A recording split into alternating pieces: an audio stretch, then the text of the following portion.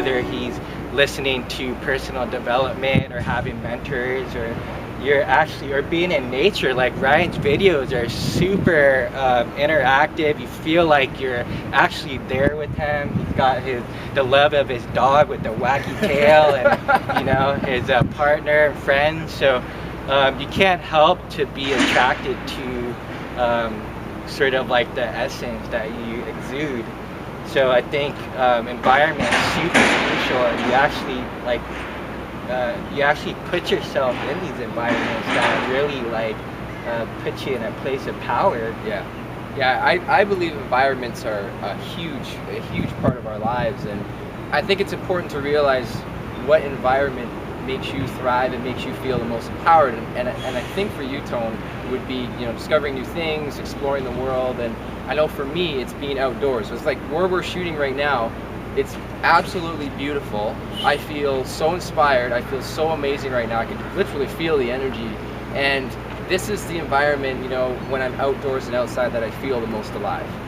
And I think it's important to realize and to understand in what environment do you thrive on. You know, some people can go to a Starbucks and they thrive off of being in a busy environment with a lot of people talking. Yeah, that makes sense, because Harry Potter's author, I forget what her name is. Do you know her name? I can't remember it. Okay, she wrote all the books, all the Harry Potter books in one Starbucks, and a lot of people talk about like being in that creative energy of Starbucks or any kind of coffee shop. Yeah, it's whatever gets you in the flow of everything. But you know, one of the things I've learned from you, Tone, is how, you know, I love how you're such an advocate of, you know, it's not really me.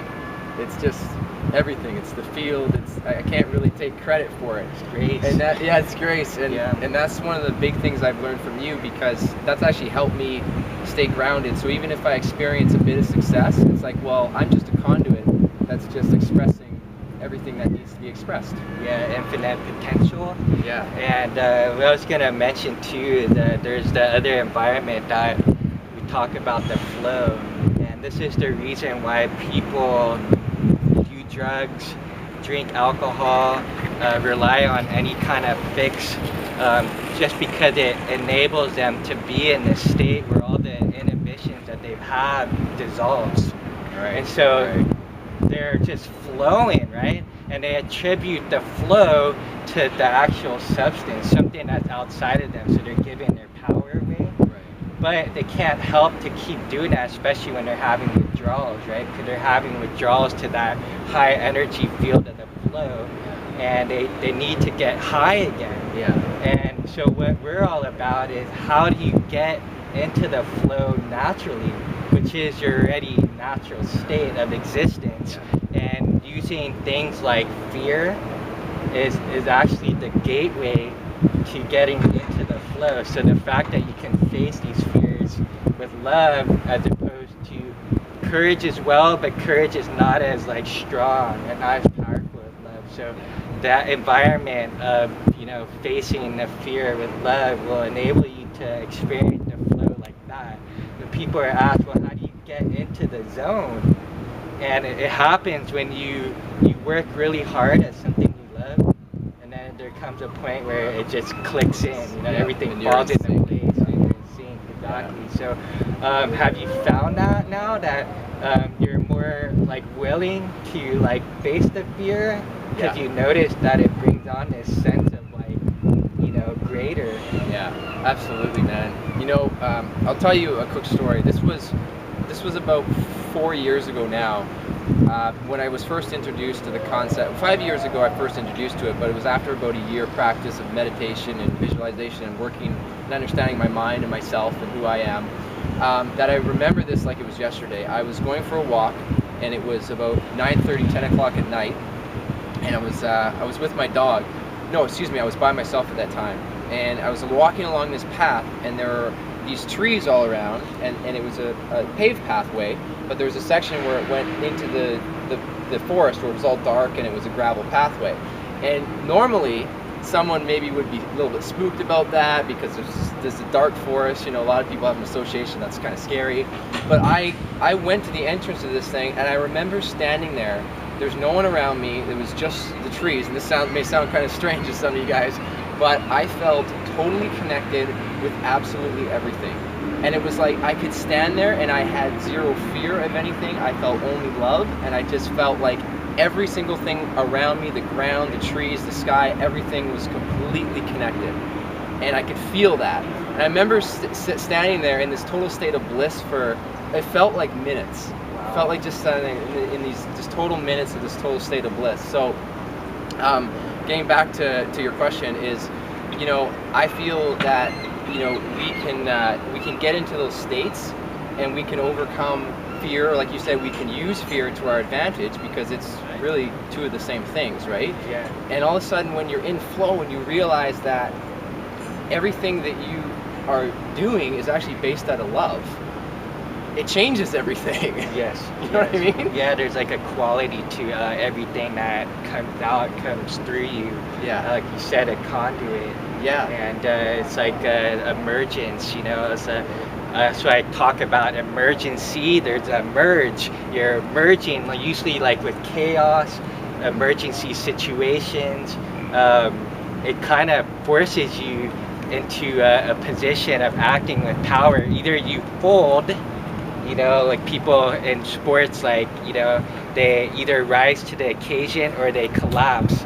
And those are that are really successful are the ones that, you know, utilize the emergency situations to their advantage because they see that that becomes the opening to the greater self. Yeah. To like create these amazing, beautiful things that you can't take with credit. So the other thing that I wanted to talk about, Ryan had mentioned, whenever we're in the presence of each other, it's almost like the finer details, the qualities of things start to reveal itself. I talk about slow-mo, you know, glowing with the slow motion. And so it's hilarious, but like it's nothing that we can take credit for, but there's an amplification that happens when you're with two minds of certain frequencies, and it amplifies like an electromagnetic field and reveals things that you otherwise would not be able to see, rarely, like, you know, by yourself. And so the power of a community, the power of working with other people for a common vision brings about something that's greater, amazing, incredible things. So would you describe how would you describe what you're seeing? Yeah. Well, I'll give you an analogy. You know how, you know, on my way here, I was driving here and I was thinking about all the things that I had to do today and that I was doing right now. So I wasn't present because my mind was going, I got this schedule, I got this call, I got to do this time, and I'm going through what time do I need to start here, what time do I need to finish here. So I wasn't present at all, and I was so focused on what I have to do after, or, you know, what I was doing before this. And I got here, you know, I saw Tone, and this happened the exact same thing last time we hooked up, is we're walking to this pier to do this shoot, and it's like I can see everything around me, just like Tony says, in slow motion. It's like we're at a park and there's 30 people around us in a 500 square foot radius, and I can see them all moving individually at different times, or excuse me, at the same time. And it's the strangest experience in the world, but like he says, when you hook up and that energy just gets amplified, it changes just everything. So it's almost like your awareness increases tenfold, and everything that was already there anyways is now brought forth to your attention at the same time.